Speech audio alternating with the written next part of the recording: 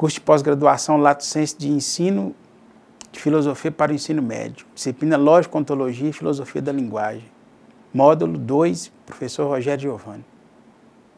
Quero cumprimentar a todos e dizer-lhes que nessas aulas que seguem optei por, através dos tópicos do texto, tecer alguns comentários. Espero que esta metodologia possa cumprir o papel de facilitar o entendimento do conteúdo.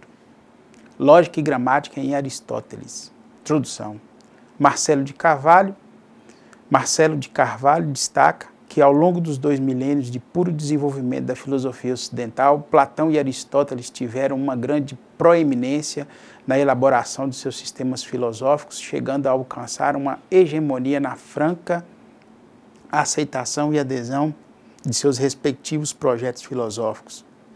No entanto, apesar de uma dificuldade em reconhecer em função de vários aspectos, a linguagem, ou melhor, a investigação sobre a linguagem desenvolvida primeiro por Platão e logo em seguida por Aristóteles, figura entre os projetos filosóficos que mais repercutiram ao longo de todo este tempo, tendo somente com a investida de Frege, por volta do século XIX, um abalo considerável.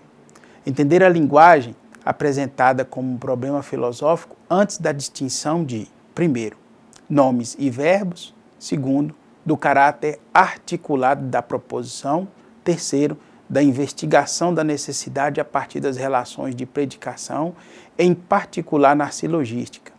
Não nos restam dúvidas que não é nada fácil, até porque nos diálogos tidos como intermediários, como Crátilo, ainda encontramos o nome ao invés da proposição, como menor parte do discurso significativo, um conceito de verdade fortemente ontológico e a suposição de que a verdade de um discurso se reduz à verdade dos nomes, colocando como questão saber o que é um nome verdadeiro, questão que será considerada um equívoco a partir da perspectiva estabelecida no sofista, pois a verdade será, então, considerada a característica da proposição do discurso enunciativo, e não do nome, meramente convencional.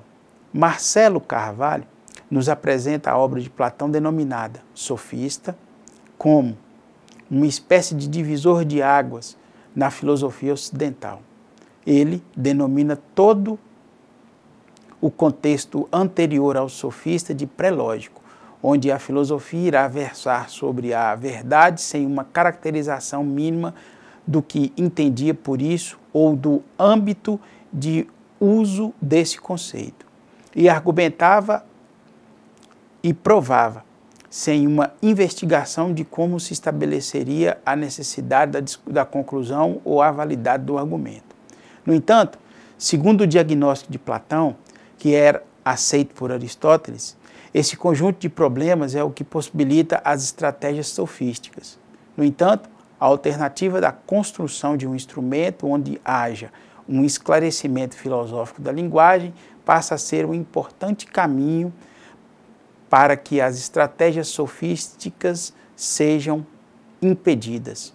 Para isso, há, tanto por parte de Platão como de Aristóteles, um trabalho intenso que se estabelece por meio de um misto entre ontologia e gramática, que posteriormente passa a ser entendida como uma descrição da própria natureza do pensamento, da linguagem e do próprio ser, como o que foi desenvolvido na geometria euclidiana na tentativa de explicar a natureza do espaço. Nas obras Sofista, de Platão, da interpretação e nos primeiros analíticos de Aristóteles, encontra-se, primeiro, a construção de um conceito de proposição, segundo, a explicação da possibilidade de um discurso falso a partir de uma concepção geral da relação da linguagem com o ser. Terceiro, a compreensão da predicação como relação de participação.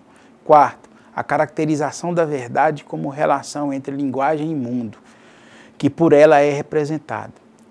Quinto, a apresentação da estrutura SEP como essência de todo o discurso enunciativo. Sexto, a subordinação do conceito de necessidade e a estrutura predicativa. Gramática e filosofia. O da interpretação. Marcelo Carvalho nos diz que a obra de Aristóteles, da interpretação, se inicia com uma breve exposição que transita da multiplicidade das línguas e escritas entre diferentes povos para a unidade do pensamento a que se referem. Segundo Marcelo Carvalho, a multiplicidade expressa em sons e na escrita são apenas superficiais, já que há, segundo Aristóteles, as afecções da mente, onde as palavras e as falas são meramente símbolos e estes são extensivos a toda a humanidade, da mesma maneira que os objetos são representações ou imagens. As diversidades das línguas seriam limitadas às convenções por meio das quais essas afecções são referidas. A separação entre o fixo e o variável, o comum e o diferente na linguagem, e ao afirmar que o pensamento que se apresenta nas diferentes línguas é sempre idêntico, como seria idêntico o mundo que ele representa. O alvo de Aristóteles é, como a estrutura do logos, vai além de uma invenção particular sobre a representação da língua grega a ele, tendo como objetivo descrever a estrutura para além da particularidade que está presente em qualquer forma de pensamento, na estrutura essencial de todo o pensamento do discurso. A complexidade do pensamento, ou melhor, de todo o pensamento e, portanto, da linguagem, para se ser atribuir a complexidade do pensamento, ou melhor, de todo o pensamento e, portanto, da linguagem, para que se atribua a verdade e a falsidade. Predicação e silogística. Os primeiros analíticos de Aristóteles. Os conceitos de inferência e necessidade são, assim, construídos a partir de um modelo de predicação apresentado no início da interpretação. A inferência dirá respeito justamente a uma relação entre predicações.